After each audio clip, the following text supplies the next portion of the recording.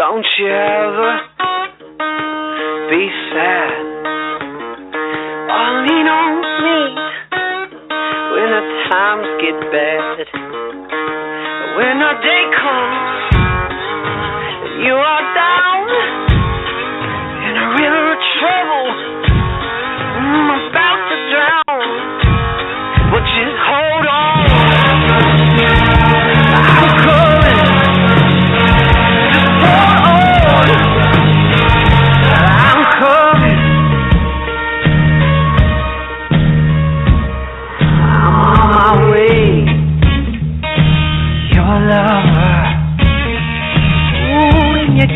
Cold, I'll be your cover. You don't have to worry, because I'm here. I don't need to suffer, just because I'm near. Hold on.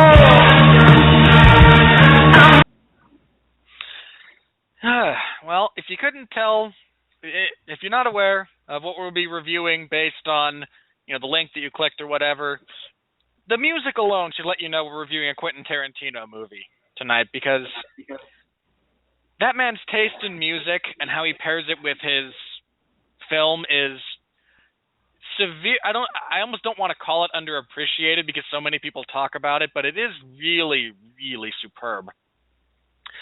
Hello, everyone. This is the Radulich and Broadcasting Network Movie Review Club. I'm Robert Winfree, and tonight Mark Radulich and I will be reviewing Quentin Tarantino's magnum opus on race relations in the United States, The Hateful Eight. I say that half jokingly, but as we get into this, maybe, not as much, the other half of that is going to kind of come into the discussion here. Oh, man, this was an odd movie. Mark, you saw this movie before I did. Man, before I get into my, spiel about plot and I warn everyone about spoilers, how do you, Quentin Tarantino's last couple of movies have, personally speaking, been, slightly disappointed. But, just as a general overview, how you doing this evening, and how'd you come away from The Hateful Eight and the, mountains of blood? Well, let me, first of all, thank you, Robert, for asking how I'm doing. I'm doing swell. I'm going to take my daughter to soccer practice tomorrow after threat of death by saying if she doesn't actually play, she's going to be in big trouble. She begged to play soccer again after sitting on her ass the first time through when I was coaching her. So now she's all begging to play. We'll see what happens. More on this next week. But I'm a huge Quentin Tarantino fan. I was in college in the fall of 1994, and that's when Pulp Fiction came out. Around the same time, so did Clerks by Kevin Smith. And those two movies... Can I tell my tale, please? Sorry. Anytime you mention Kevin Smith, I'm going to just be aware. And those two movies awakened in me a love of film that continues to this day. There was something about both of those movies for different reasons, and then sort of a third position was Natural Born Killers. But there was just something about them, something about the idea of independent movies and and what you could do with. I've always been a lover of movies, but for some odd reason, those two made me go on a multi-year binge of movies from the 70s and B movies, drive-in movies that were starting to be captured on DVD as that medium became popular. And I became, like I said, a huge Quentin Tarantino fan. As it stands, Pulp Fiction is actually one of the ones I like the least, because as I would go on and he would go on as a filmmaker, I came to appreciate some of his other films a lot more. Reservoir Dogs being one of my personal favorites. It's one of my favorite movies of all time. I think it's one of his best works. These last couple, Inglourious Bastards, I thought was terrific. I loved every minute. I think that's his best. Personally speaking, I think Inglourious Bastards is Tarantino's true masterpiece. Agreed. I think it's one of his best ones. I love Django Unchained. I didn't like it more than Inglourious Bastards, but I absolutely loved Django Unchained. Didn't get the chance to see it in the movies, unfortunately, but watched it on cable, and I kicked myself for having missed it in the theaters. I like Jackie Brown, but then again, I was also a big fan of blaxploitation films and Elmore Leonard books. So, whatevs. But so I was really looking forward to the Hateful Eight, especially after what I saw him do with Django Unchained. And I don't know if I'm let down or I think underwhelmed. Would be the proper term I would use. I was underwhelmed by the Hateful Eight, and that's not the thing with the Hateful Eight. There's a Ned Flanders quote I want to throw at you after you mention that. And that's not to say that it's a bad movie, because it's not. I actually think this makes a better stage play than it does a movie. Only then you lose out on the absolutely breathtaking and gorgeous imagery, the scenes, come on, help me out. Cinematography. There we go. The cinematography, which is a star in and of itself for this movie. As we'll talk about it, there were certain elements of this movie where I just sort of banged my head against the wall, going, "Why? Why is this happening?" Not the least of which was I don't ever want to hear the N-word used again. And I'm somebody who uses the N-word, not in a gross, attacking way. I mean, like the way black people use it. I use it that way too among my friends, or at least I used to. Those friends don't live in Canada. And you use it in quotations frequently. Right. I am in no way racist. I grew up among black kids. Went to school, went to college and elementary school full of black kids. Loved black people. Was quoted as saying, "I wish black people did better in the United States," to one of my bosses who was a black woman. I'm out there anyone to take away my race card from me. And so I'm no mamby-pamby when it comes to the N-word. Both used, the way that Quentin Tarantino uses it or whatever.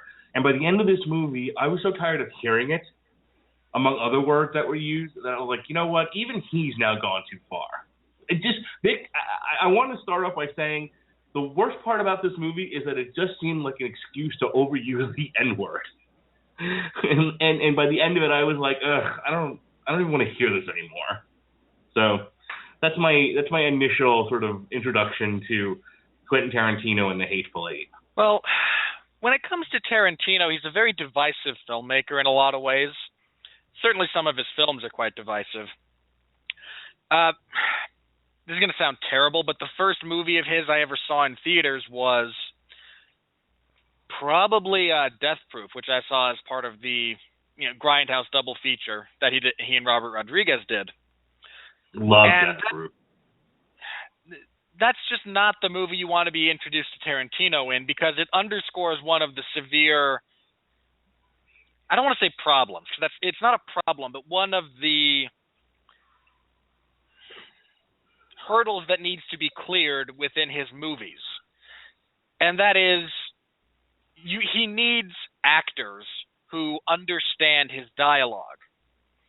Because Quentin Tarantino writes the best dialogue in film right now, period. Full stop. I honestly can't even think of a close second. But if you have a cast of actors who don't know how to work with that, things kind of fall flat. And that's a big problem with Death Proof, is outside of Kurt Russell, who is awesome, you have a lot of younger actors and actresses who struggle to get out from under the weight of that dialogue. And the second one I ever saw of his was Inglourious Bastards, and Christoph Waltz is perhaps the most perfect deliverer of Tarantino's dialogue ever. Now, I know all the people who, Samuel L. Jackson's been in more of his movies. Bruce Willis handled it very well. There's plenty of other people, but there's just something about the way those two line up, and that's my issue with Django is after the sequence where both Leonardo DiCaprio and Christoph Waltz die, the movie kind of falls apart. And a lot of that is because Jamie Foxx is almost incapable of carrying the movie at that particular point in time. But that's a whole other discussion. I need to warn everyone. I said this the last time we were, or not last week, but the week before when we reviewed Star Wars. I warned everyone about spoilers, even though I maintain you don't see Star Wars for plot. Well, you see Quentin Tarantino movies for plot. So I'm warning everyone right now. If you haven't seen this movie yet, and you're listening to us, we're going to spoil everything. If you're not okay with that, this is on-demand audio. If you're listening live, thank you. You can stop. You can find us later. iTunes, Blog Talk Radio, Stitcher. Mark will probably upload this to YouTube. You can find us after the fact. But we are going to discuss the film in depth, and that's going to include spoiling things. And in plot and story, in Star Wars, they don't matter all that much. In a Tarantino movie, they're kind of the sum total of what you're getting. So be aware, spoilers are inbound.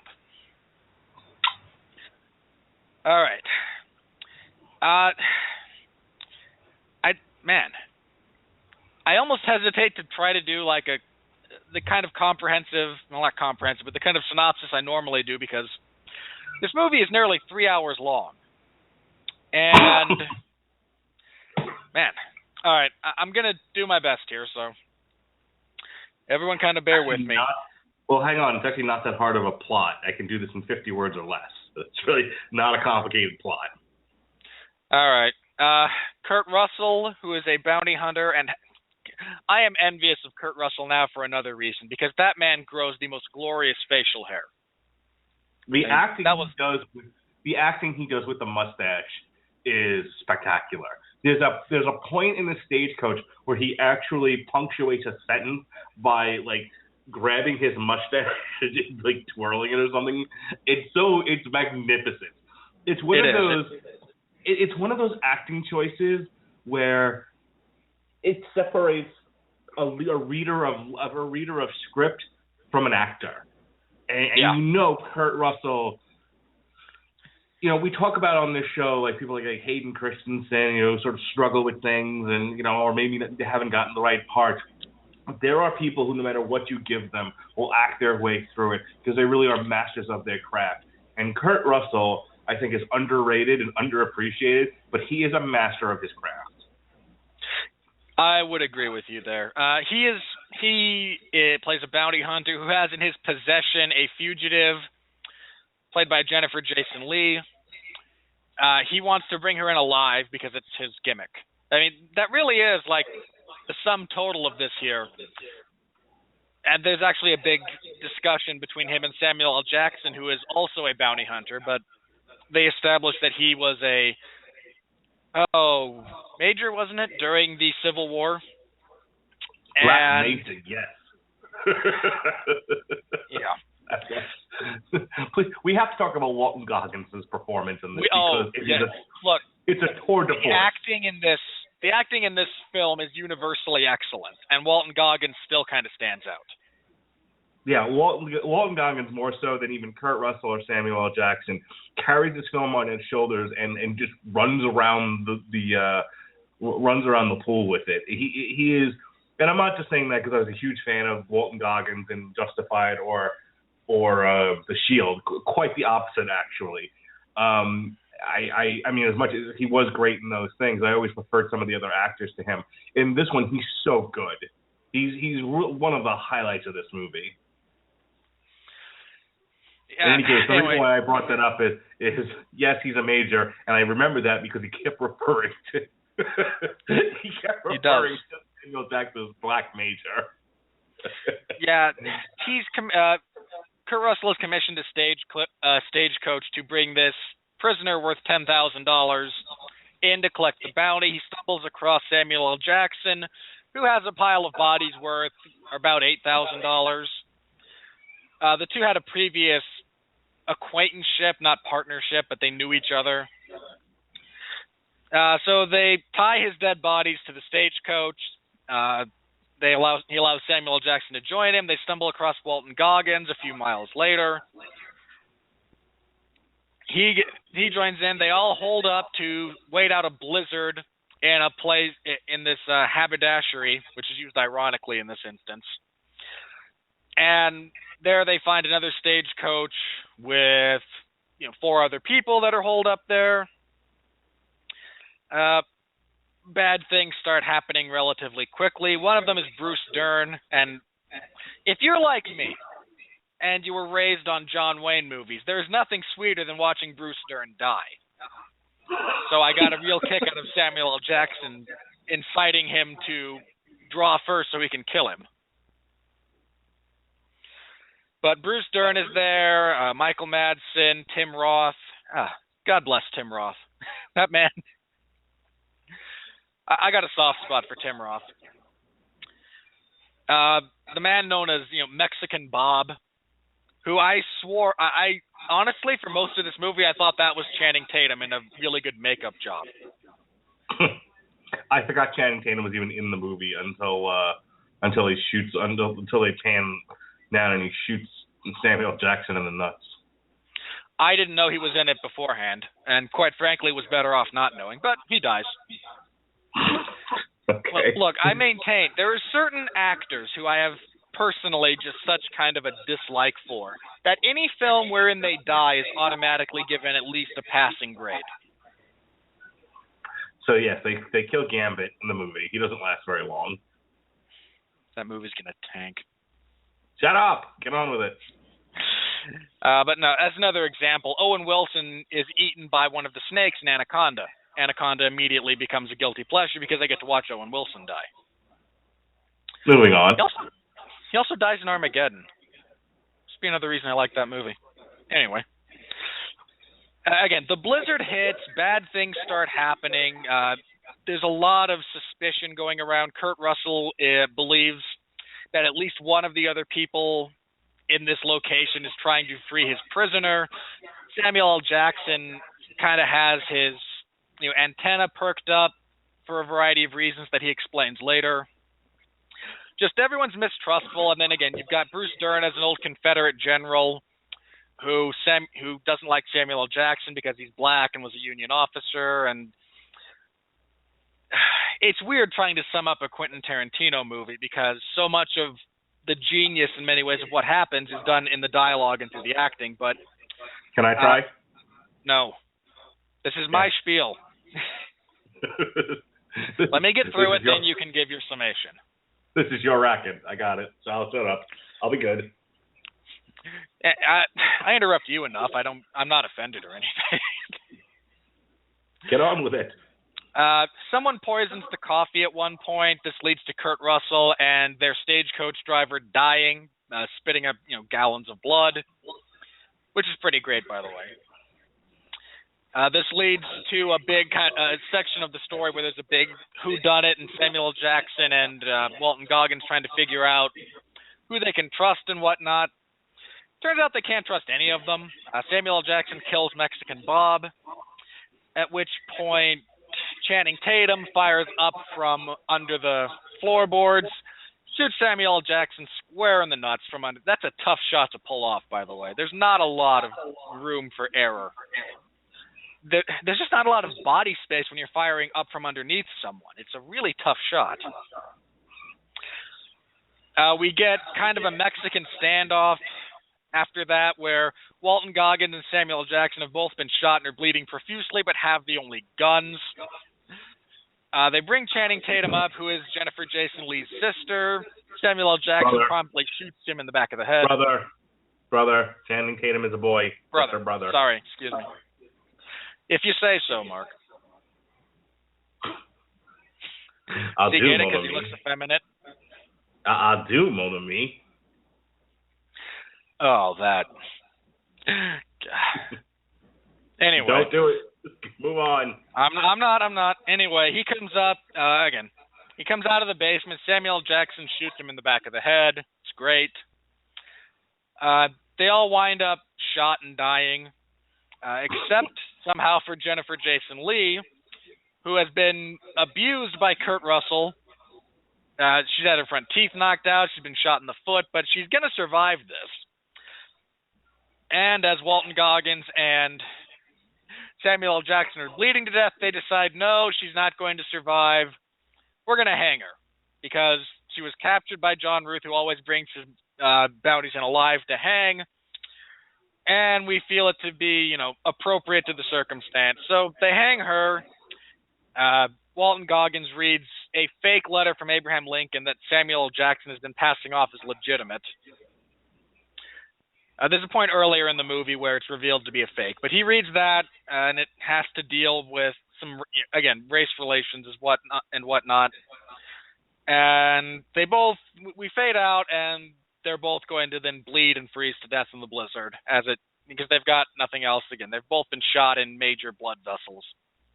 It's a minor miracle they survived that long. Now, you missed a major element of this. Walton Goggins' character, Chris Mannix, when we meet him, he is revealed to be the upcoming sheriff of Red Rock, but his backstory is that he, along with his papi, his daddy. By the way, can someone just write a movie about Walter Goggins and his daddy? Because I'm tired of hearing about it, okay? We had to hear about it in The Shield. We had to hear about it in Justified. We're now hearing about it again. Walton Goggins and his daddy need to be dealt with in a feature-length motion picture, and then I never want to hear the words daddy out of that man's mouth again. Anywho, Walton Goggins and his daddy, after the Civil War has ended, still ran around as a renegade group of ex-Confederate soldiers killing black folks. Which was not at all uncommon in the immediate aftermath of the Civil War. So imagine the tension. You have Kurt Russell, who is a bounty hunter chained to a woman, who is hip to Samuel Jackson's ex-Union officer Jive, but doesn't want any competitors, doesn't want any guff as far as getting this woman to Red Rock. And then so you have those three people, and then so of course Daisy Domergue is a redneck racist who keeps inciting Samuel L. Jackson. So you have that tension in the Stagecoach. Then you introduce Chris Mannix, who is a Confederate and a racist all his own right. And that's kind of the arc of the story, is that while he is in fact a Confederate and a racist, he is also a lawman, or at least he's going to be. And at the end of the day, it's him and Samuel L. Jackson who dispense justice, sort of rising above racial tensions to do what's right, and that is hang Daisy, who was a hateful murderer. Yeah. Which is fine and all. I was talking to Winfree before we started this review, and I said, I think it would have been a stronger story if at least there had been one survivor to tell the tale. You could have done it as a real tragedy. This is the sort of kick you in the gut of your body, sort of icky feeling tragedy, where Daisy survives and gets away, leaving all these men to die. Or you could have gone the other way, which is have Chris Mannix survive. Walton Goggins, a Confederate and a racist who rises above it all to become a good lawman, and he brings all these dead bodies into Red Rock. Roll credits. But by killing everybody, I just felt like this is sort of one of these Shakespearean tragedies where we didn't know what to do with the characters, so we killed them all, and that left me wanting. I didn't feel like that was. I'm sort of starting at the end of the movie and working my way backwards here, but I didn't feel like that was a very satisfying ending. At least like you think about the endings of like Django Unchained. Django wins. Okay, Django, it's a very satisfying ending. Our hero wins. We see him from a pup grow into a man, into a superhero, and at the end of the day, he beats the bad guys. Great, that's perfect. And at the end of Inglourious Bastards, Christoph Waltz may have gotten away, but ultimately he loses when they carve a swastika into his forehead. There's just something about there was almost like a non-ending. It was like it was going, and then it went off a fucking cliff. You're like, whoa, what happened to the movie? So I I was underwhelmed because I'll say this. It's a B-musement movie. The movie looks gorgeous. The cinematography is a star in and of itself. It looks amazing. I didn't get to see it in 70 millimeter because I ain't got that kind of time, Rabbit. But what I saw looked spectacular. Quentin Tarantino is a master craftsman behind the camera. The acting, the dialogue, was my one quibble about the use of foul language to the point where it was getting annoying. Really was fantastic. The give and take, the perpetuation of narrative through dialogue, no one does it better than Quentin Tarantino. Some would call it masturbatory. I don't. It moved the plot along just fine. There just wasn't much of a plot to be had. You're talking about essentially a murder mystery in one room. So, that was the thing. It was like, hey, we have two people who died by poisoning. Who did it? And then within seconds, it's got to be one of these individuals, and it turns out it's all of them. Who cares? It's like, all right, that was devoid of any tension at all. But like I said, looks good, sounds good, acted good. It just, the story in and of itself is underwhelming, and the fact that it's a thesis on race relations set in Reconstruction America, as told through this whodunit, was kind of an odd choice to me. I feel like one of those things kind of had to go, or had to be minimized, or changed in some way for this to have had maximum effect. And that's really it. We can get into some of the more specifics here, but that's kind of my whole review of this thing. I've got some stuff up here from Rotten Tomatoes that we can get into, like we always do, and some other stuff about how him and Disney went head to head, plus how the script changed after it was leaked. But that's kind of where I stand. I went on the journey. I enjoyed the journey, and when the journey was over, I looked up and said, was this trip really necessary? Robert? I understand your perspective there, and to a large degree, I agree with you. It was the ending was very odd to me. And I agree with your, I almost hate second guessing, filmmakers who have such clear artistic vision. But when it comes to, how to get the most out of your ending, I'm not entirely sure everyone dying in this instance was the correct way to do it. Funny you should mention that, because I'm now on blogs.indiewire.com, and originally it was only Chris Maddox who winds up surviving, which I think would have been great. I would have been perfectly happy with that.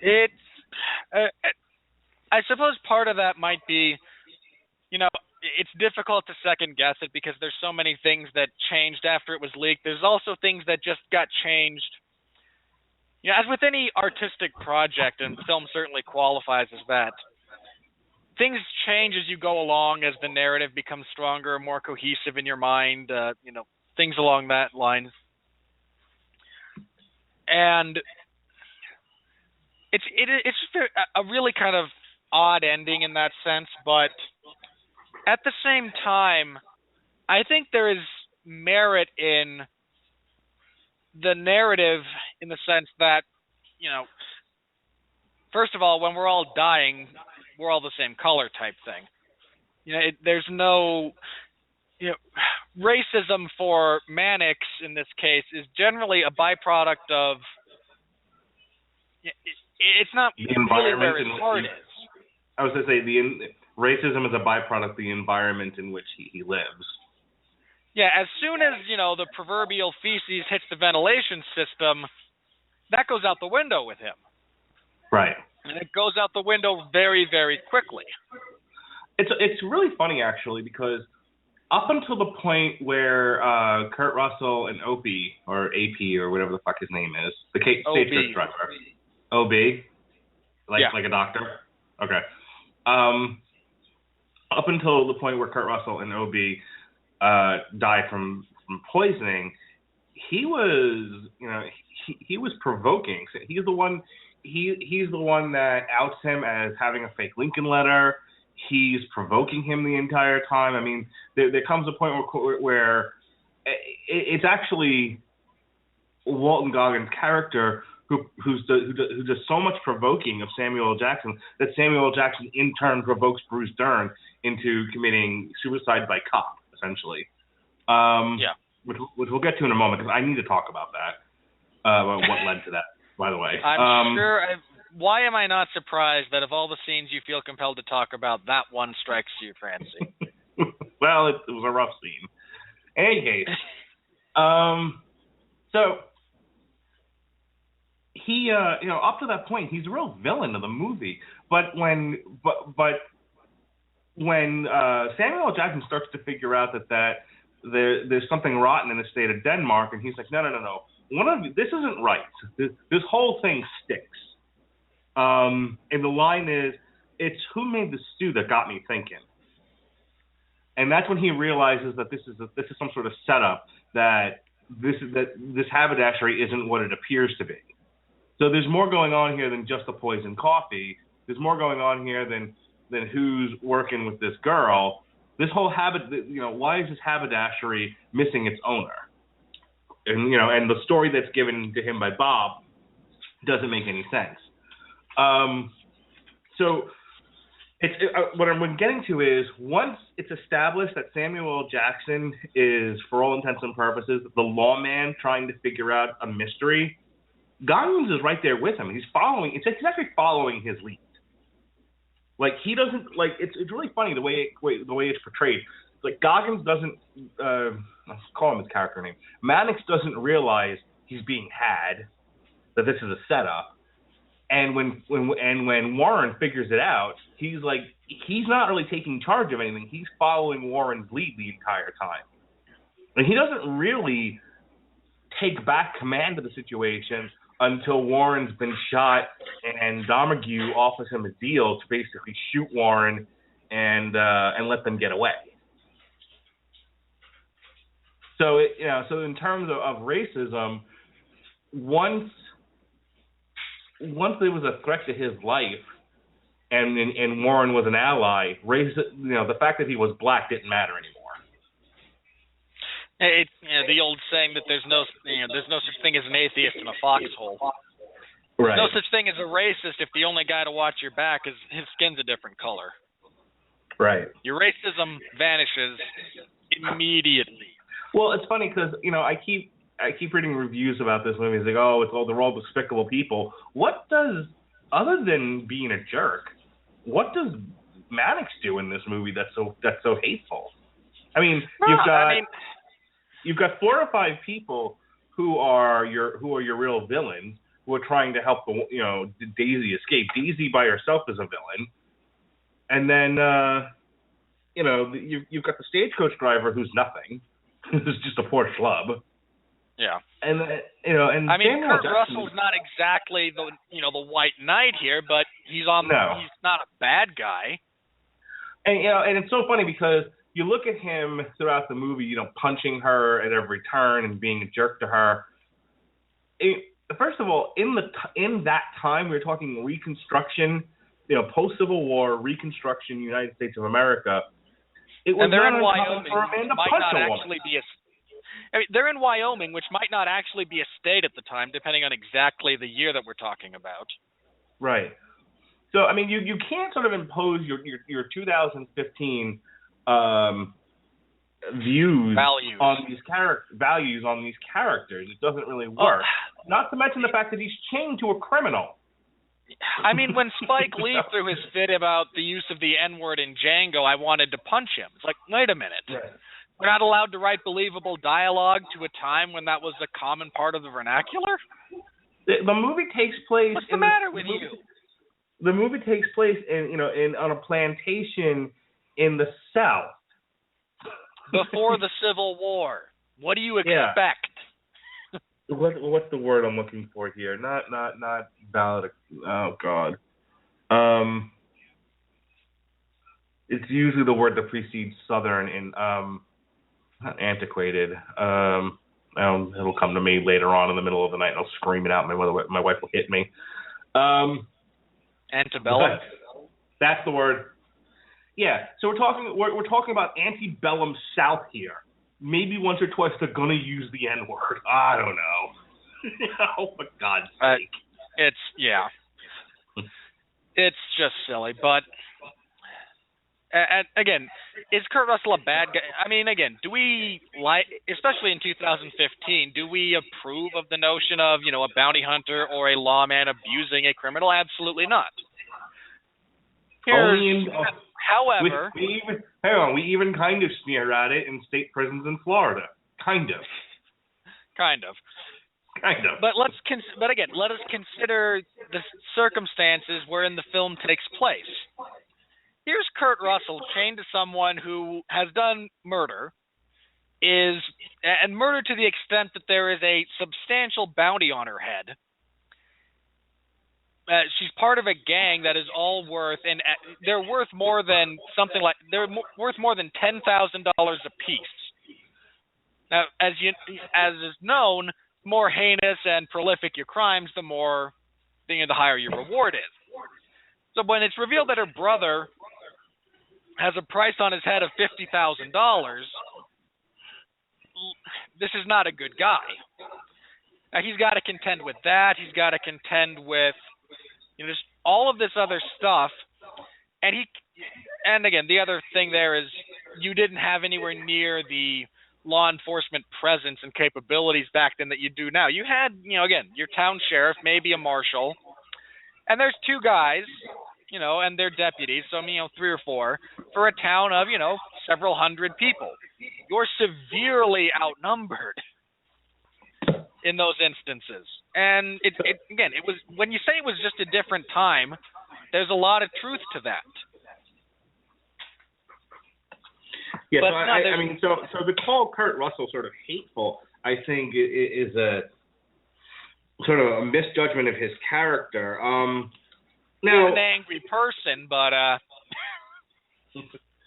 well, let's talk about Warren, Samuel L. Jackson, who I think starts out very sympathetically. Here you have, a major in the Union who allegedly is drummed out after burning down a prison camp that ends up killing more Union soldiers. So he's allegedly drummed out of the Union Army, and he goes into bounty hunting. He invents a Lincoln letter in order to give him sway with white folks that he meets along his journey. He rises to the point of almost hero in this story by being the one to sort of figure things out and start solving some of the mystery. And then you get this exchange between him and Bruce Dern, which is basically a long strung out murder. Okay? Yeah. It's like after an hour and a half of having his nipples tweaked by Walton Goggins, he decides, I'm going to kill this Confederate. Well, let's be fair. They established that there is some history between Bruce Dern and Samuel L. Jackson. This isn't just a random old guy he decides he wants to kill. Okay, fair enough. But at that point, Bruce Dern's not even the one antagonizing him. He's saying nothing to him, and we'll figure out why later on. We see why later on in the narrative, but Bruce Dern, for the most part, kept quiet and didn't really talk to him. And it seemed like what he does to Bruce Dern comes out of spite, which was basically this. Yeah. He realizes that Samuel Jackson realizes that back a ways he had come across Bruce Dern's son, and here's where the plot thickens. He made Bruce Dern's son walk 2 hours buck naked in the snow, and when his son begged him for a blanket, he made him give him a blowjob, and never gave him the blanket. This, of course, shot him anyway. This, of course, angers Bruce Dern, who pulls a gun, and Samuel Jackson shoots him in quote-unquote self-defense. Now, well, technically it was self-defense. The guy pulled the gun first. Again, it was very hard for me to be sympathetic towards the Samuel Jackson character after that. On the one hand, because he's so charismatic and because, he is the lone black guy, in a world where people hate black people. Okay, you have my sympathy based on that. That got abusive. And I don't know what is in Quentin Tarantino's psyche that he thought, what the world needs? The world needs to see a white man on his knees blowing a black guy to make up for all the racial injustice in the world. I thought it was a misuse of the character's goodwill. And I'm going to preface this whole, not preface because I've already started talking, I'm going to punctuate this entire discussion by saying, if you are not better than those who are besieging you, then I have no reason to cheer you. You're just as bad. And the fact that your race suffers doesn't really make a difference to me. He straight up murders the guy, basically, after torturing him. And I'm sorry, face raping somebody is torture. So maybe we were supposed to cheer that. I know there were some people laughing in the theater. I just sat there watching like, oh, well, there went my appreciation for that particular hero, and now I can't even call him a hero. And I wasn't sad when he died. Like, I was like, good. The only person I cheered for in this entire movie was Walton Goggins' character, Chris Mannix. He was the only decent person in the movie by the time it was over. And I was sad when Kurt Russell's character died. And I loved him. I thought he was great. And I didn't think he was doing anything wrong. Yeah. And then I was sad when at the end of it, and you knew Chris Mannix was going to die. But if his intention was for you to cheer, like, oh, here's this moment where the black guys got it over on the white guys. Yeah, but by sinking to their level, if not even worse, isn't a reason to cheer him. That's just my takeaway. Like, I don't, now I could be completely off, and it was just supposed to be, wouldn't it be fun to see a white guy blow a black guy? And I'm completely overblowing this. In which case, the answer, in my opinion, is no, not really. I wasn't particularly entertained by that scene. So I don't know. As someone who's had hypothermia in the past, that's your takeaway, huh?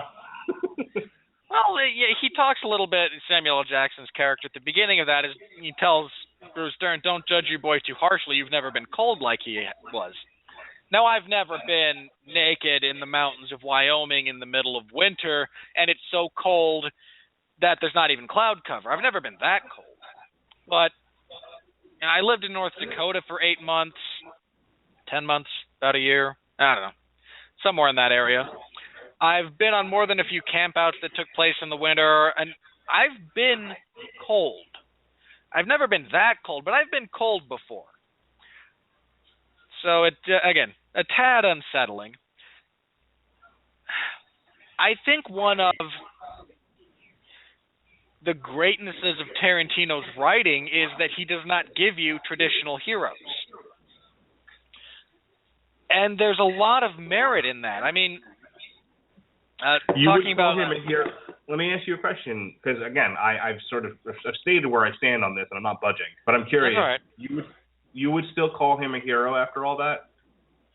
After essentially knowing that this character face rapes a guy, and then lets him die, then tells his dad about it in order to incite that dad to pull a gun so he can kill him, so he can commit murder. Do you still think he's a hero? No, I still think he's the protagonist. Let me rephrase that. Oh, okay. Protagonist and hero are not interchangeable terms. For some reason, we tend to think they are, but they're not. I was going to say, I'm okay with protagonist. I'm not okay with hero.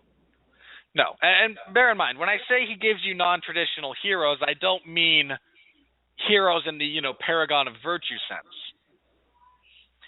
I mean heroes in the, again, protagonist sense of the word. I mean, as an example,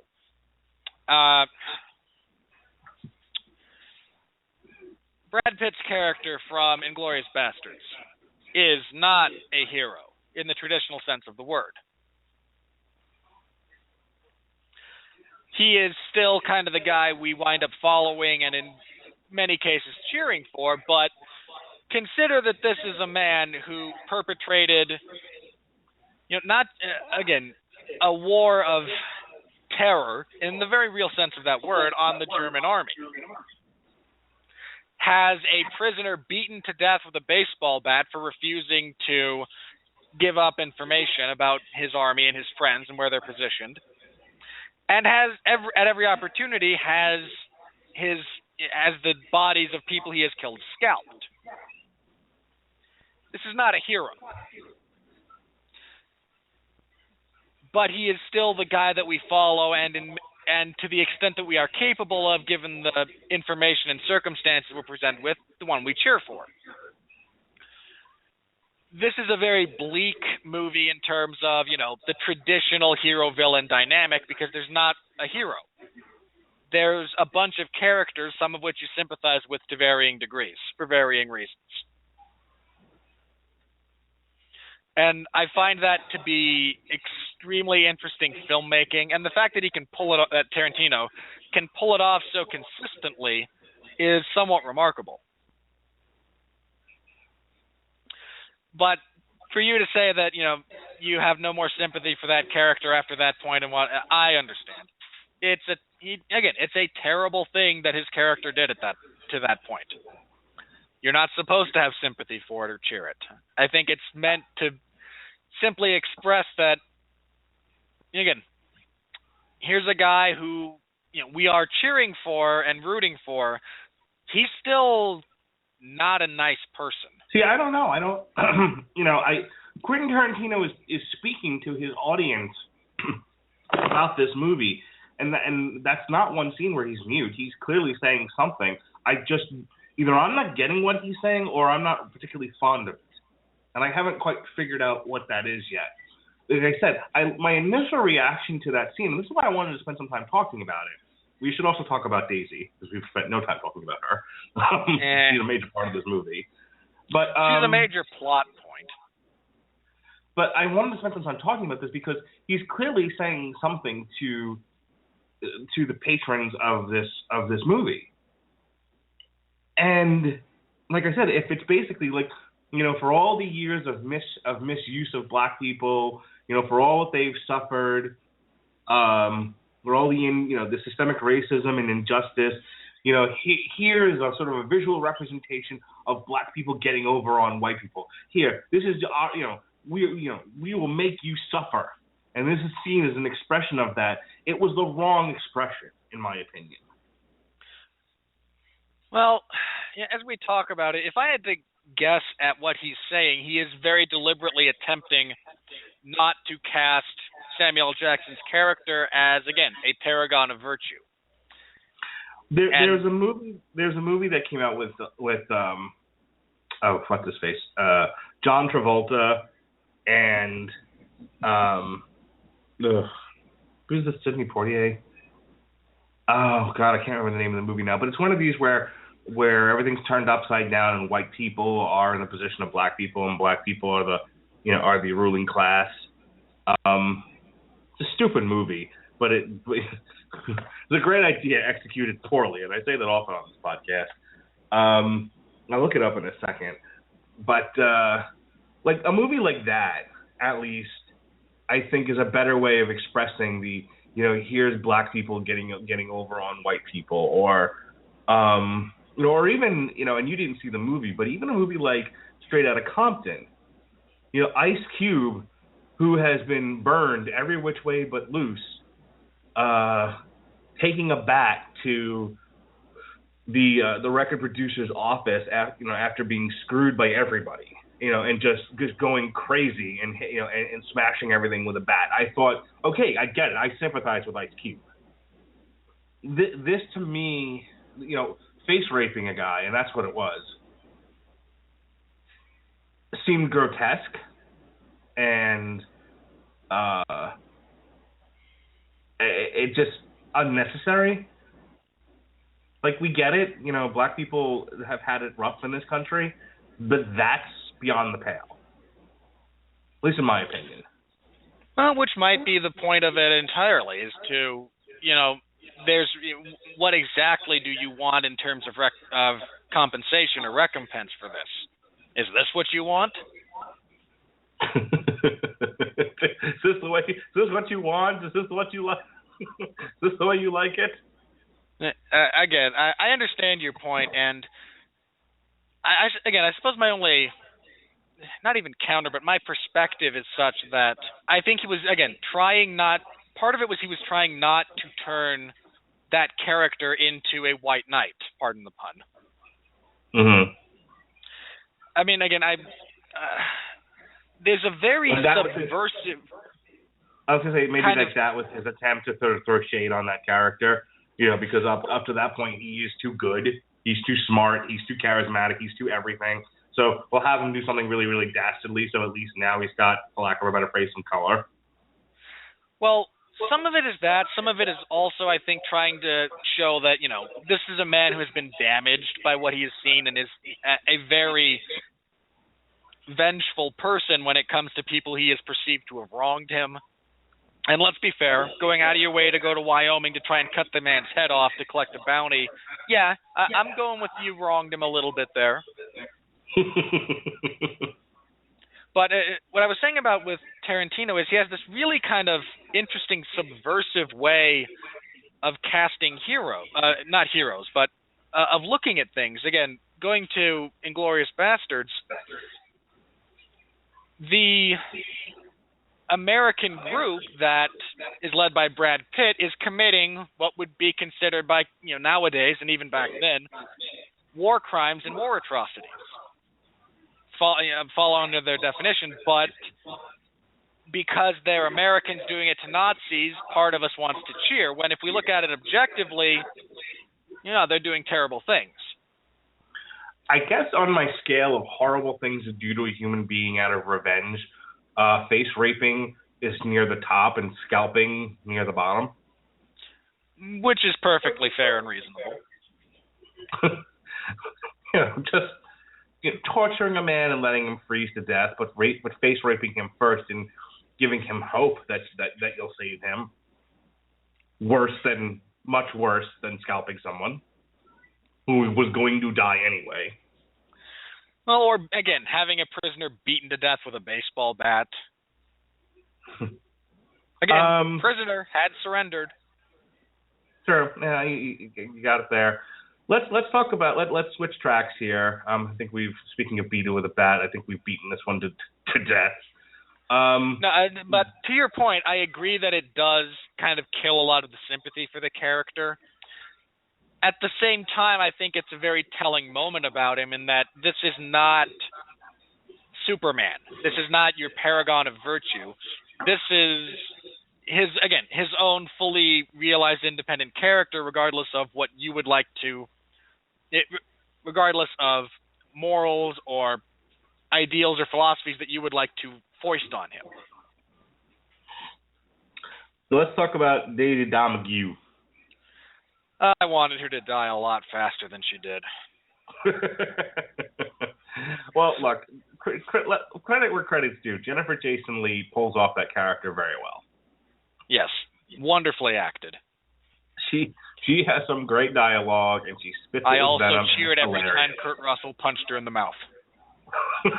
Oh boy, and that happens a lot. But if you're ever, I know you don't drink, and it's always sort of a gag I do whenever I bring it up.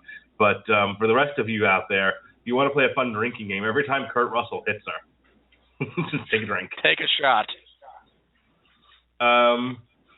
Good grief.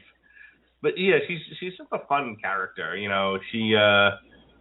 when I first saw the trailer, and Kurt Russell, ambles into the haberdashery. I'm taking this woman to hang, and she mimes being hung. I'm like, oh goodness.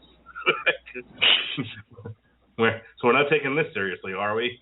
But it's one bit out of an entire movie, and so. Well, it also speaks to her as a character because she has laid out this, ability to escape. So of course she's going to kind of go along with whatever else happens and kind of needle and mock and, cajole to the degrees that she can.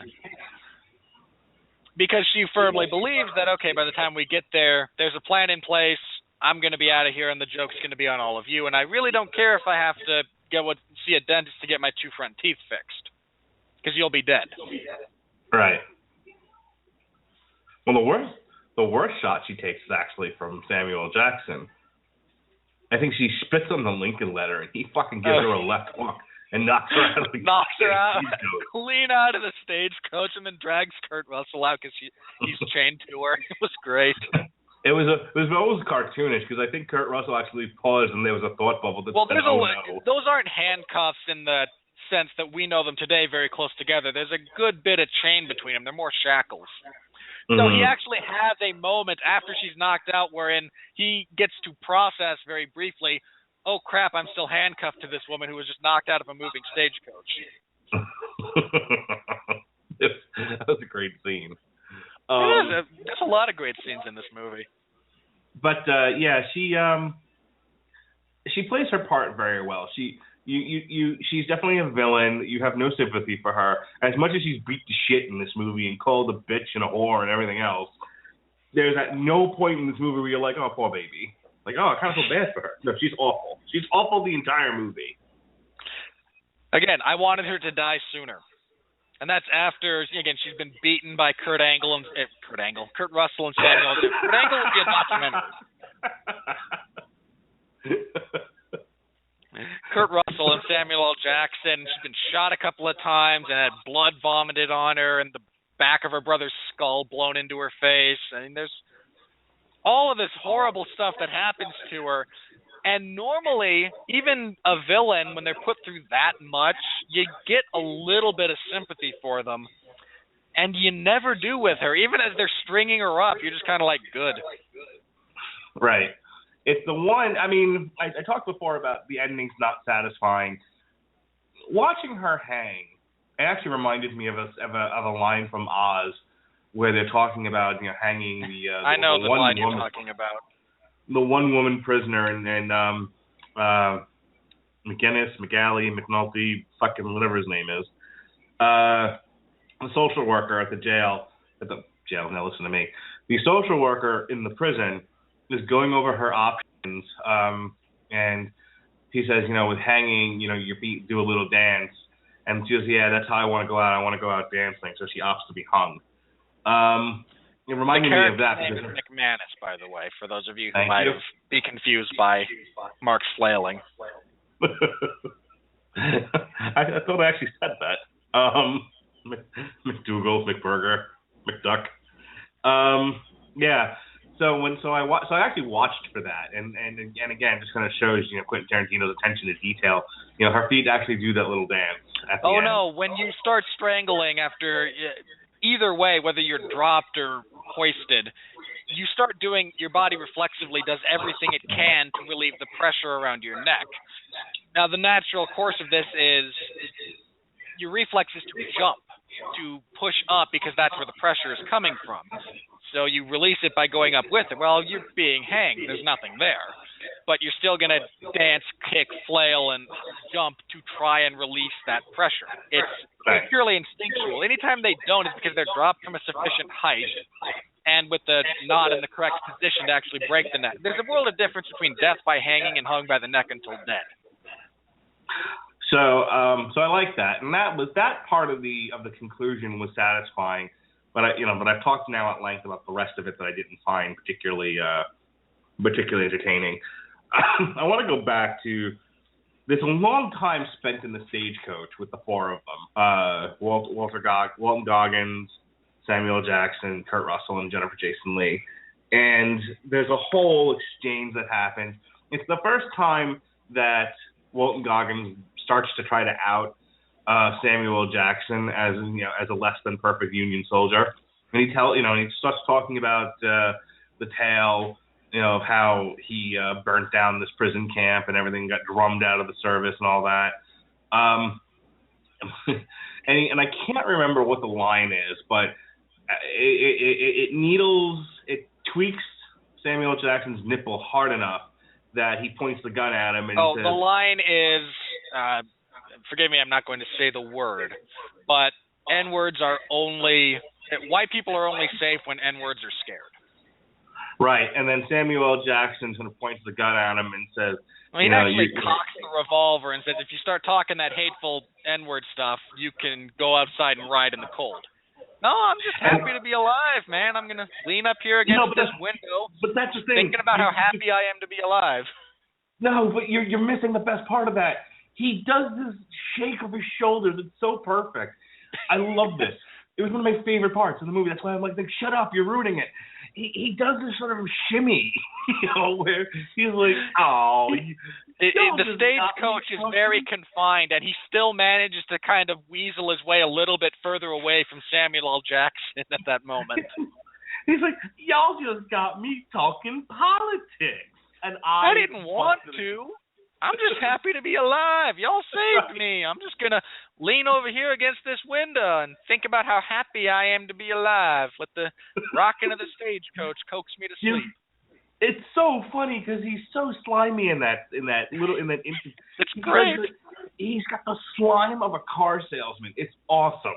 It's like, I just got away with basically dragging you and your entire existence through the mud, to the point where you felt the need to shoot me, but I'm going to act like I'm perfectly innocent. It's great. It's the type of heel maneuver that wrestling fans will know that Bobby Heenan used to do all the time. All right. It was that good. Yeah, I mean, it was really great. I mean, it was one of the highlights. I guess I added another 30 minutes to this. I saw it. Because we were sort of going on and on with the whole Samuel L. Jackson thing. We want to talk a little bit about some of the other characters. Sure, we can talk briefly about a lot of them, because again, Kurt Russell is an absolute highlight of this movie, and not just because the man can actually grow that kind of facial hair, which makes me again extraordinarily jealous. I am not gifted with great facial hair. So the fact that he can, if he so chooses, grow that out whenever he wants to, just kind of makes me sad. But he does a great job as the character John Ruth, who's known as the Hangman, because again, as a bounty hunter, he always brings his bounties in alive. And there's a discussion between him and Samuel L. Jackson about that a little bit. Well, which is at the great. end of the movie, some men just got to hang, and some men just, it's like some men. The line is, hang on, I got it. You only got to hang mean bastards, but mean bastards you got to hang. Right. Which does bring up the notion, as I read through the reviews, they're saying this is a treatise on frontier justice, and I guess it's summed up in that line. But I still, and again, I'll chalk this up to maybe I'm dumb, but I don't really understand what Quentin Tarantino's point about frontier justice is. Are we talking he's pro-vigilantism? Is when all is said and done, Princess Leia just needs to start a resistance because the Senate's too busy squabbling? Is that his point? I think his point as it pertains to that is more to do with two things. One, I think it's I really don't want to bring my own personal politics and belief systems into this review. So I'm doing my best not to do that.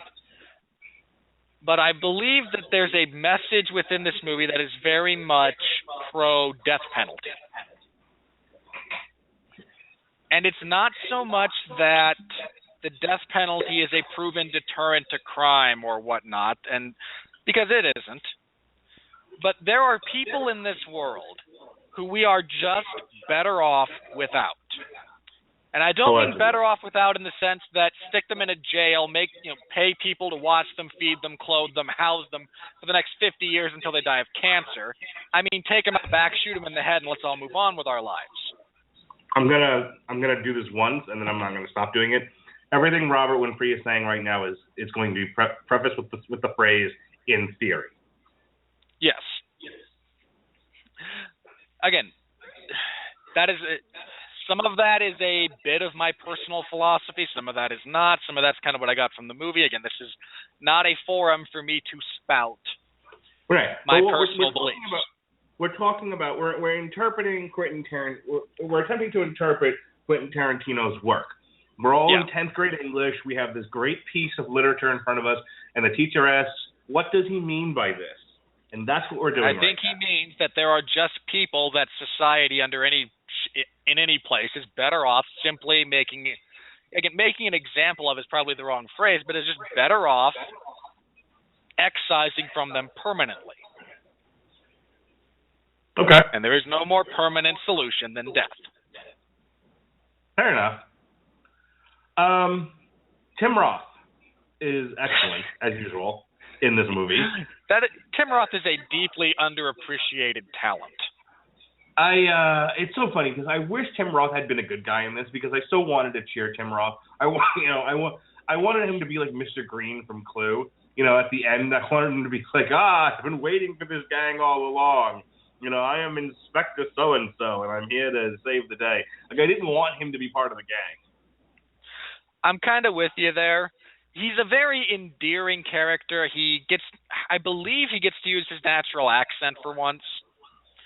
But, I mean, the guy's made a career playing villains. Of course he was going to be on the wrong side of this. Michael Madsen looked like he was asleep through most of this. Michael Madsen has in his life contract, whenever Quentin Tarantino makes a movie, if there is any possibility that he can be cast, he will be. Right, even if he's doing nothing, which is pretty much what he does throughout this movie. He had a couple of good lines, but as a character, he was a non-entity. Yeah. Bruce Dern is fine as a cranky old man who gets, murdered. Again, to those of us who were raised on John Wayne movies, there are certain cinematic acts that we will never forgive. And this is not just fans of John Wayne, but for any fans of any genre, there are certain acts that an actor does in the service of their story that, for whatever reason, are indelibly stuck to them as they move on to other projects within their life. Jesse Plemons, I believe, is the name of the actor in Breaking Bad, who shoots the poor unarmed kid who was out on his dirt bike for no reason other than he kind of saw them steal stuff from a train. In cold blood, murders a 12-year-old. I don't think he's ever going to fully be able to live down that moment. Whatever else he does for the rest of his career, that is going to be stuck to his forehead. Bruce Dern shot John Wayne in the back.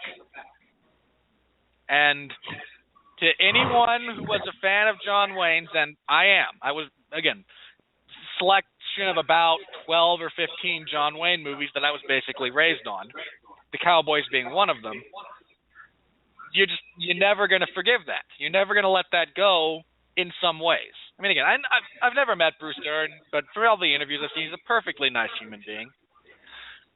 But whenever I see him on screen, I want him to die. So Samuel L. Jackson goading him into committing suicide, basically, I was okay with that. I want to talk about one chapter from the movie, and then we should probably start to make our way out of this review. And that is the flashback to when the Domergue gang shows up to the haberdashery, and I almost question the necessity of that whole sequence. Well, here's what it reminded me of. It reminded me of the beginning of Inglourious Bastards, where you have what's his face there? What's the actor? Christoph Waltz. Christoph Waltz. People listening to this review, there's the one guy who goes into these really in-depth scientific explanations of things, and the one guy who can't remember English. And so Christoph Waltz, who comes in and he has this really long conversation, and he does the thing with the milk and all that, and then you pan down and you realize that there be Jews afoot, hiding in a cramped space. I love that whole sequence so much in that movie. And so there's so much tension. Is he gonna find them or isn't he? And it just builds up because they show you the women midway through this long ass conversation. That's what and speaking of that movie, I love that so much because the first half of it, you're never quite sure if he's actually guilty, but if he's actually harboring people, or if Hans Landa is just kind of on a snipe hunt. Right. So then you realize, no, he's on to him, and then it slowly becomes more apparent that no, he's not just on to him. He knows. He actually knows what's going on here. Right. And rather than be an animal about it, he has this very subtle way of doing things. But now take that sort of building tension and attempt to do the same thing, only let's not have any tension this time. That's kind of what I got from that chapter. Everybody in that haberdashery is doomed. Yeah. And I guess there was supposed to be the tension between who the crooks are now, who the gang is, and that everybody in that haberdashery is going to fight it. But because of the way it's done, I wasn't as on the edge of my seat. I was more just instead of in Inglourious Bastards, I want the Jews to not be found. And I'm watching this, and I swear to God, I'm going to say this, and it's going to be racist. It's not. It's really not. I just couldn't wait for him to die. Could we kill them and get on with this already? Because instead of doing that at the beginning of the movie, where I don't know where this is going yet, I don't know why any of this is important, and I might have had more of a connection with Minnie and the rest of the people in the haberdashery. At this point, I've spent most of the movie with everybody else, and I know they're dead. I don't know why they're dead. I just know they're dead. And so showing how they died was kind of okay. I think that same idea could have been expressed in a much better way if, again, after both Walton Goggins and Samuel L. Jackson get shot, you have them holding their gun, and Tim Roth has also been shot, and somehow Michael Madsen avoided it, and they know there's somebody in the basement because that's who shot Samuel L. Jackson. I think if you let a shot and kind of in pain and pissed off Tim Roth and Michael Madsen just narrate, have them, have them ask what the hell's going on, and let those two kind of talk themselves through it. Maybe even throw Channing Tatum a bone, if you like him. I don't, but if you do. And let him speak from the basement. Just this voice kind of coming up through the floorboards, detailing how they, what they did. Right. Where's Minnie? We shot her, mon ami. That sort of thing. Not only do you save about 10 minutes of airtime that feels a lot longer, you also get, you let Michael Madsen and Tim Roth do some more stuff. Right. And they both could have stood to do a little more in that movie. But that's the thing. It's if you're going to murder somebody on screen, they either have to serve as a plot device or these are characters that you should have been spending some time with in order to feel something when they're gone. And they were nothing. This movie goes on whether or not you show them being shot. When Samuel L. Jackson does the bit about the stew, you already know they're dead at that point. You know that that at the very least Bob killed them and took over the haberdashery. So whether or not you show that scene is irrelevant. I also think that whole chapter to me was a waste. And while I enjoyed the Minnie character, that's just my own personal thing. I thought she was funny. But I still didn't care when she died. I felt bad for the chicken plucker. Again, I feel that whole point and whatnot could have been gotten across in a much smoother way. And, again, probably shave 10 to 15 minutes of runtime. Yeah. All right. So as we do with all of our reviews, this is becoming sort of a Radulich and Broadcasting movie review thing. I'm going to share with Robert. Mark's going to read reviews, and I'm going to bang my head against a wall and marvel at the idiocy of my fellow man. Okay, so this is from Film Comment Magazine, Stephen Mayers. It's as if Tarantino, believing the interrogation prologue to Inglourious Basterds to be the best written scene of his career, undertook to redraft the sequence at nearly feature length. There's a fundamental misconception from which that person has approached this. Okay. On the one hand, I would absolutely agree that opening sequence from Inglourious Basterds is flawless, utterly flawless. The locked room, closed door mystery, or, strangers locked in a hotel while there's a storm and the power's out and we've got no cell phone coverage, that's not unique to Tarantino. That's a trope that's been around for quite some time, sir, and has been used very effectively from time to time. But continue with your... Tormenting you? No, I was speaking to the reviewer there, not you. Go ahead. What else do we got here? This is Jeff Baker from the Oregonian. It just doesn't work. The pacing is off. There's no tension. The connections don't stick. All that talk leads to a lot of bloody action but no payoffs, since the talk meant nothing and the characters that were saying it weren't memorable. Okay, that's bullshit. Yeah. When my brother gave me the stink eye, we all went. The family went out to Texas Roadhouse tonight. That's why we started an hour later, and I thank Mark for accommodating me.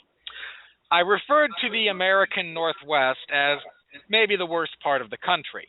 Now, I lived in Oregon for 5 years. I lived in Washington when I was younger than that. There's a lot of good that comes out of that part of the world. My brother gave me the stink eye when I referred to those as such.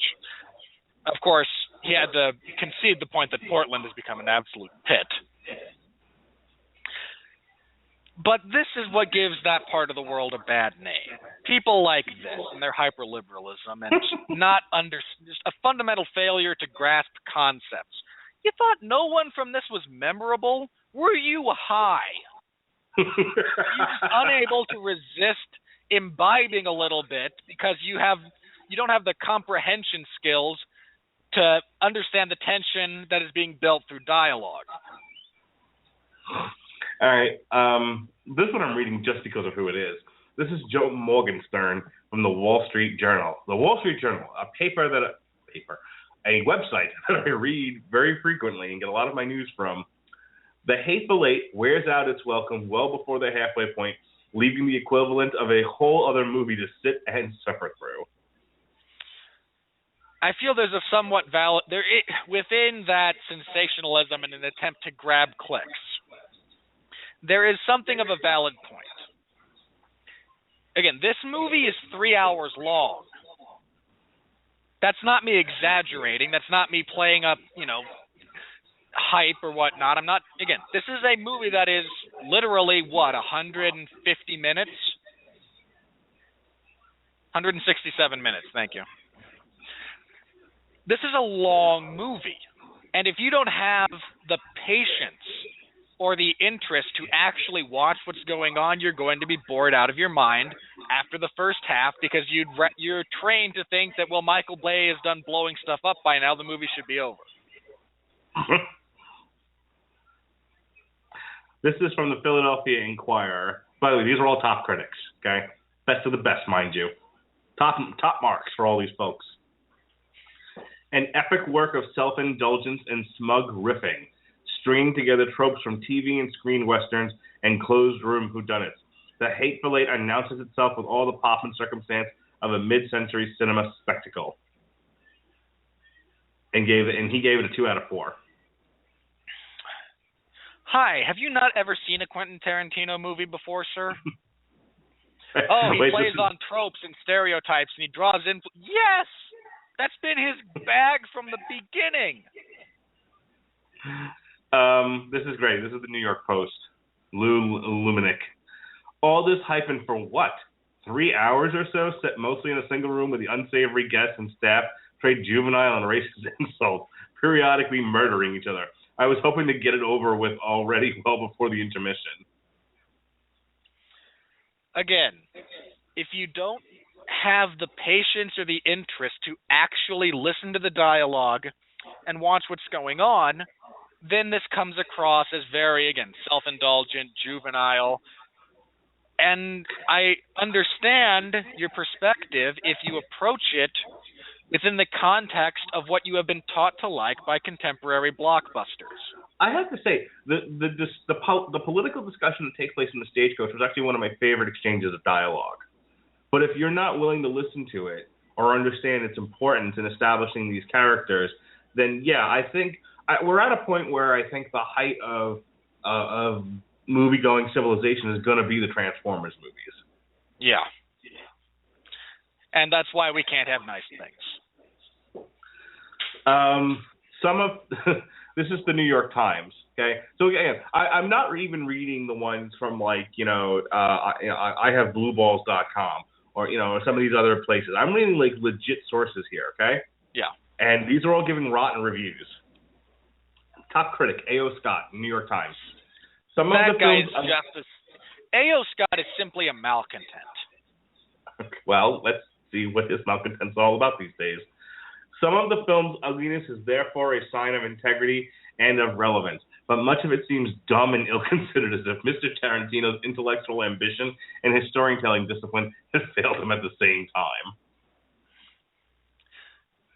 See, I don't think it failed him. I think if I were to sum up kind of the issue here, this might be one of those classic cases of your reach exceeding your grasp.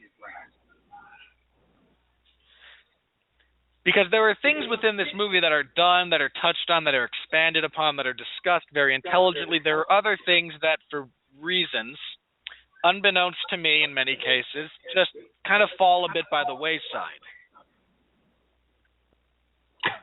This is the last one. David Edelstein from New York Magazine /Vulture, top critic. The movie is a lot of gore over a lot of nothing. I hope that won't be Tarantino's epitaph.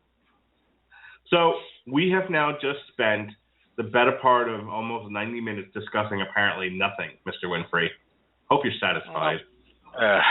No, we spent almost 90 minutes discussing nothing when we lambasted Fantastic Four. Because I maintain Fantastic Four is nothing. There is no character, there is no action, there is no story arc, there is nothing to that movie. So I just want to go over this with you real quick because, as I think if anybody were to look at us and say what makes them different from the bevy of film critics populating YouTube and the internet at large, it would be we here at the Radulich and Broadcasting Network like to focus on the numbers. So I have up here Quentin Tarantino's filmography chart, and it says it shows the budget and the box office and the Rotten Tomatoes scores, and I think these are interesting. I want to go over each one of these with you really quick. All right. Do you mind? No, go ahead. Because the Hateful Eight is now coming across. The Hateful Eight is to Quentin Tarantino what The Good Dinosaur is to Pixar, based on what I'm looking at. Okay. So you have Reservoir Dogs, right? It had a budget of $1.2 million. He shot that literally on like a credit card. At the box office, it made $2.8 million, and it's got a Rotten Tomatoes score of 92%, one of the highest.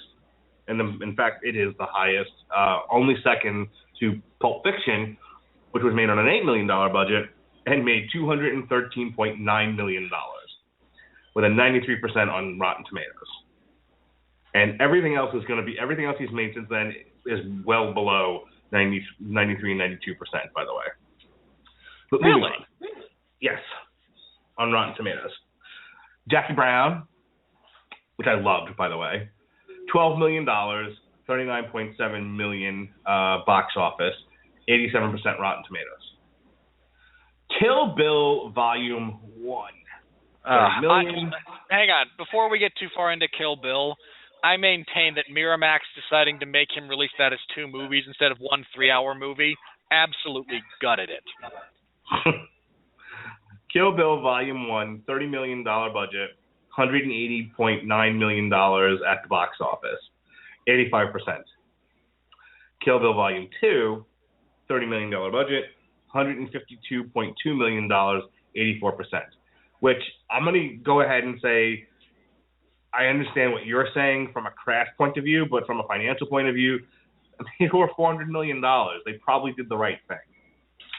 I understand. The same way that you did the right thing by splitting up The Hobbit into 3 movies, or the third the third Hunger Games movie into 2 parts.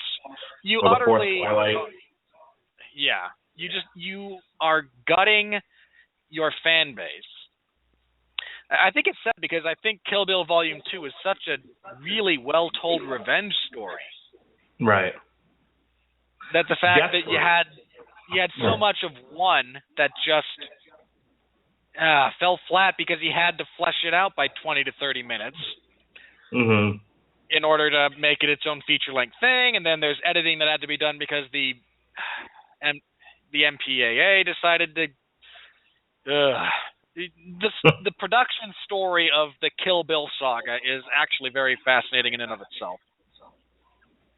So Death Proof, which was one half of the Grindhouse features, along with something from Planet X. Planet Terror by Rodriguez. A $67 million budget made $24.4 million. Yeah, they took a bath on that one. Grindhouse was a great concept, but it was marketed poorly. And again, Death Proof has some issues of execution. Well, it also got 67% on Rotten Tomatoes. But he came roaring back. He came roaring back with Inglourious Bastards. Made on a $70 million budget. Ka-ching! $321.5 million at the box office. And an 89% on Rotten Tomatoes. Again, I maintain that's his masterpiece. That is one of my favorite movies. Well, he outdid himself next time around with Django Unchained, which was a $100 million budget, made $425.4 million at the box office, and got an 88% at the Rotten Tomatoes. What did they spend $100 million on in that movie? It was a lot of land, Robert Winfree. It's good to have land. Lots of land. Yes. And finally, under starry skies above. And finally, we have the Hateful Eight. Currently, it was shot for $44 million. Currently sitting at $30.6 million and 74% on Rotten Tomatoes. Though this one's getting beat up in the box office. For one, you've got the issue of it's coming out against Star Wars, which today domestically became the number 1 movie in North America of all time. Not adjusted for inflation. For fuck's sake, yes, not adjusted for inflation. Got it. Look, if you're going to have that discussion, we have to acknowledge just how many tickets Gone with the Wind sold. Nope. I don't have to acknowledge anything. I'm actually on Box Office Mojo right now. Right now, the total lifetime gross is $32 million. That's the domestic total. Has it opened anywhere else? It might have. It might not have. I honestly don't know. I don't see where it's open. Yeah, it's not showing a worldwide gross. So it's only made $32 million. But what I was saying is this. Not only has it got some stiff competition at the box office, the 70 millimeter issue caused it to not be shown in a lot of theaters. Plus, it had this really weird we're doing this a week later than I had intended because I thought it was coming out on one day. I thought it was coming out on December 25th, which it was, but only in limited theaters. And then it did a worldwide release on December 30th. Why are you dribbling this thing out? Just put the fucking thing out already. And then you had the problem of projectors not working. So this movie has had, it is. And then Quentin Tarantino told a story about how they were going to have 2 weeks starting December 25th at some theater in Los Angeles. And Disney basically said, pull that movie and play Star Wars over the entire holiday season, or you will not be able to play Star Wars in any of your ARC theaters at all. And so they caved and out went the Hateful Eight. So whether or not this movie should have done better, It's, you know. I'd argue, again, in a perfect world, should this movie make money? Yes, I especially with a relatively small budget. But you know, then there's should, and now reality is kind of kicked in, and there's all these other things going on. Here's the last thing I'm going to say. We've now seen him do 2 Westerns in a row. Do something else, Quentin. We got it. You do Westerns, great. Maybe better than anybody else in modern cinema. Do something else now. Okay? Take us somewhere else, Quentin. Somewhere else in time. Maybe come back to modern times. Maybe just pick a different time in history. You know, go to the Revolutionary War. go to the 60s. Go somewhere. But for fuck's sake, stay out of the Old West. I can see your perspective there. 2 movies and 6 hours later, I'm done with this part of the world. This time of the world. Fair enough. As someone who was, again, kind of raised on Westerns, I think the lack of good Westerns being released as a general rule is kind of a shame, because it's a great medium, it's a great setting to tell stories in. It's just kind of being overlooked. But I'm with you in kind of wanting to see Quentin Tarantino maybe try something else. So we'll see what he does next. I mean, even if this one winds up not making money, Tarantino still has not only a devoted following, but a lot of name value. And one movie that underperforms is not going to alter that. Sure. I mean, I will go see whatever the next pile of shit he puts out. I'm just kidding. I'll go see. No, that would be Michael Bay. And I think you're actually not going to. No, I will. I'll go see just about anything by Quentin Tarantino. I still think he's a master craftsman. This one, like I said, it's not a bad movie. I just was underwhelmed by how it ended. It's weird in that all of the individual pieces of this movie are great, but for some reason they don't quite fit together. I mean, I feel the same way in some respects about The Dark Knight Rises. Almost everything about it, almost all the scenes taken individually are individually great.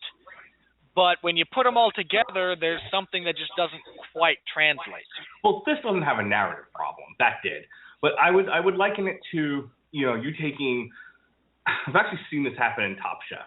When I used to watch that show, people would take these great, crisp, wonderful, fresh ingredients and put them together, and it just wouldn't work. Individually, the ingredients themselves were awesome and tasted good all on their own, but when you put them together, they came up with just a terrible mash of awfulness. Yeah, as a guy who watches Chopped to kill time, guilty, I've heard that quite a few times. And so that's kind of what my takeaway from this was. Individually, yeah, it's less than the sum of its parts. Yeah. Well, except for Channing Tatum, who contributes nothing, but does, so it's okay. Mon ami, I think you're very wrong. I am the Gambit, eh? If that's the accent he's going to use for Gambit, I'm going to throw something. Oh, I never said I was an actor. No, I actually meant I meant the accent he uses in this movie. If that's the accent he's using for Gambit, I'm going to throw something, because it's not Cajun.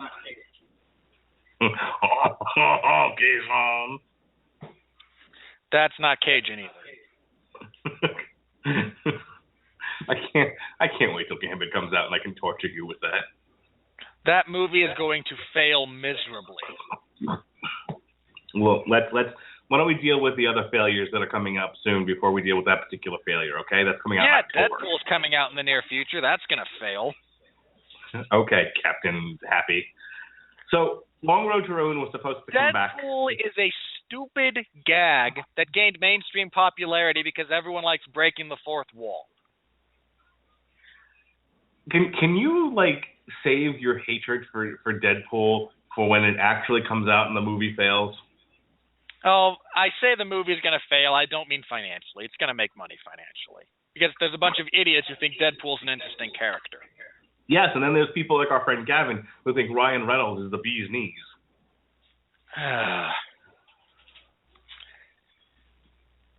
You know, again, if I didn't dislike Ryan Reynolds before, I watched R.I.P.D. on television a couple of nights ago. If I didn't have a reason before to dislike him, I darn sure do now, because that movie sucks.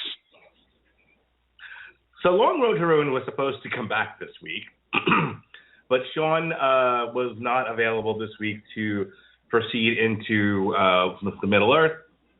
So instead, the schedule has been rearranged, much like Limp Bizkit. Get it? Rearranged?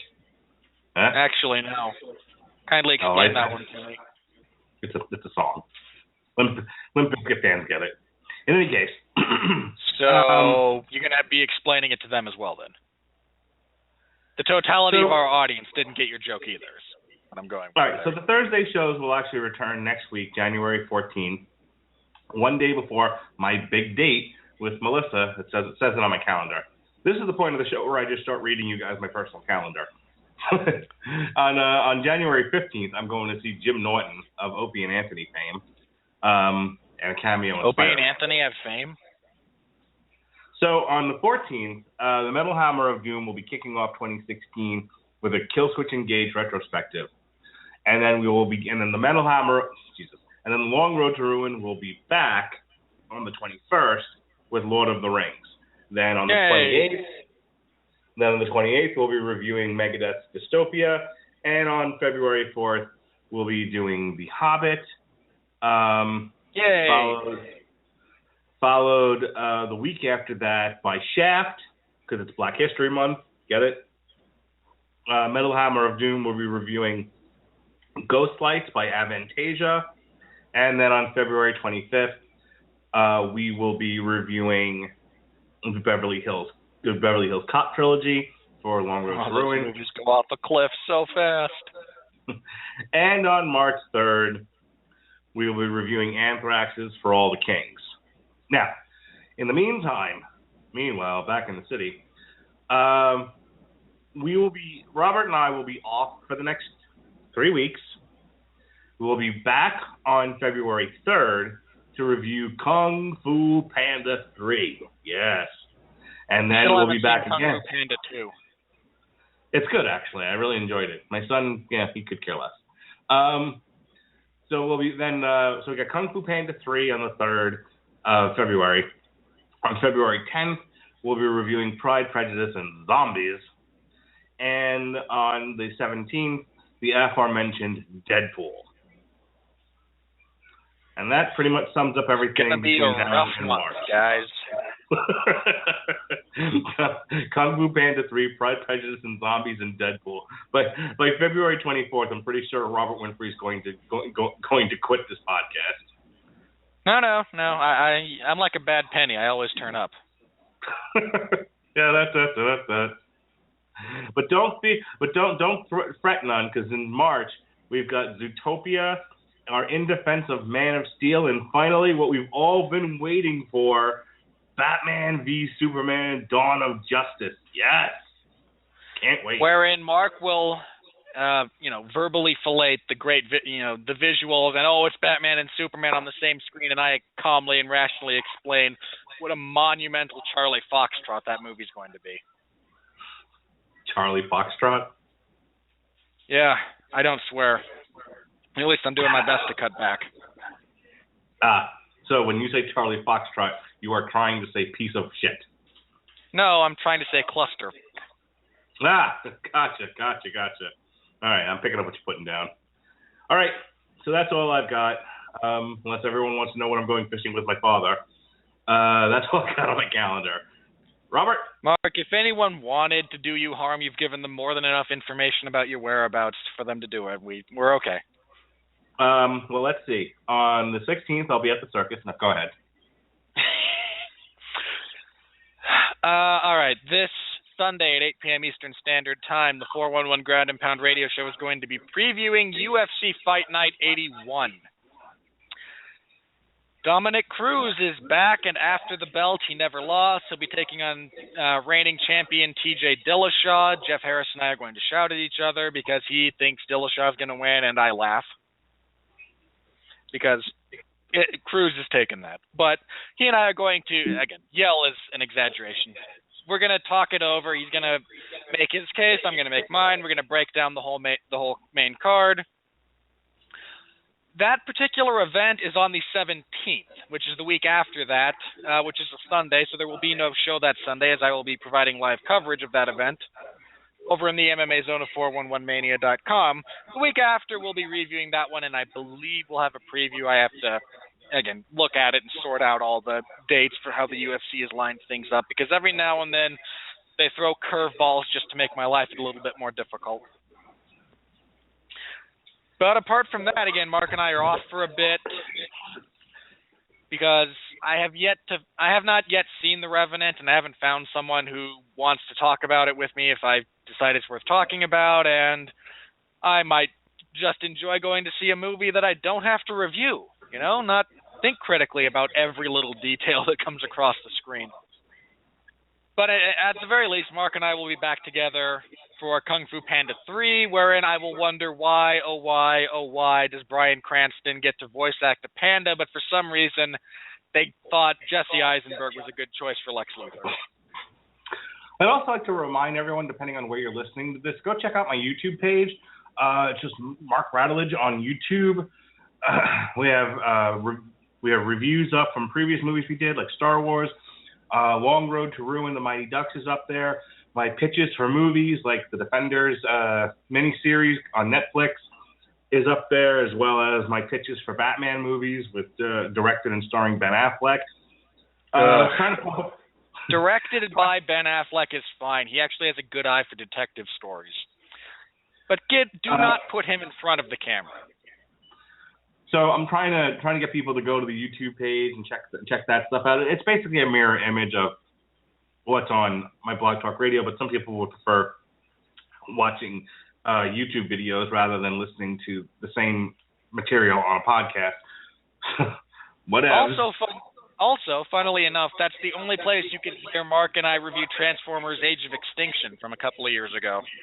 Yes, which is a highlight, by the way. If you thought, well, Robert Winfree and Mark Radulich seem to get along way too well in these movies, no. You have to hear Age of Extinction and us two screaming at one another.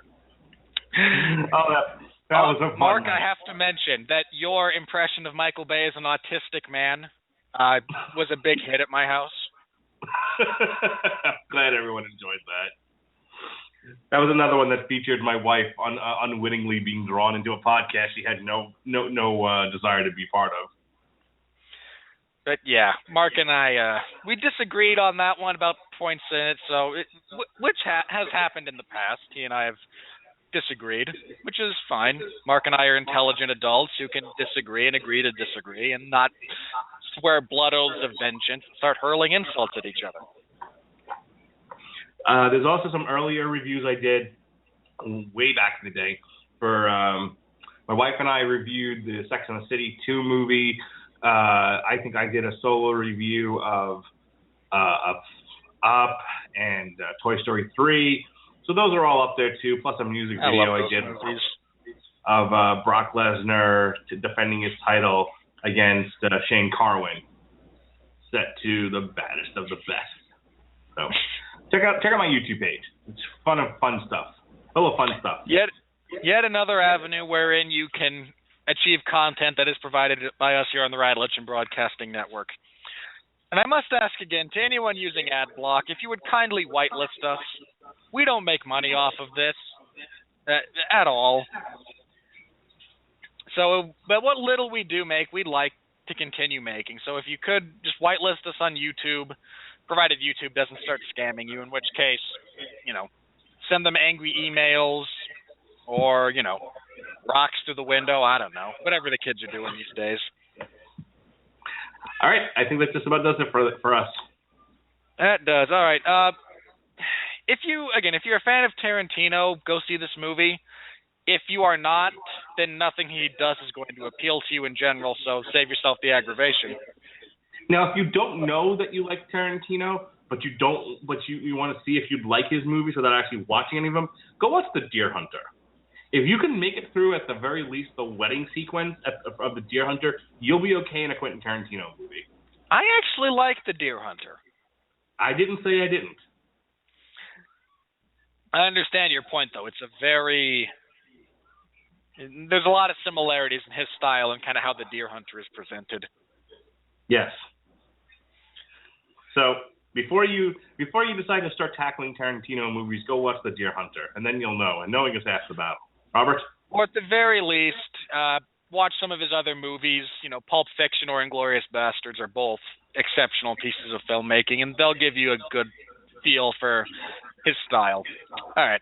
On that note, Mark and I will see you in 3 weeks. I may or may not have something in the interim with another guest on.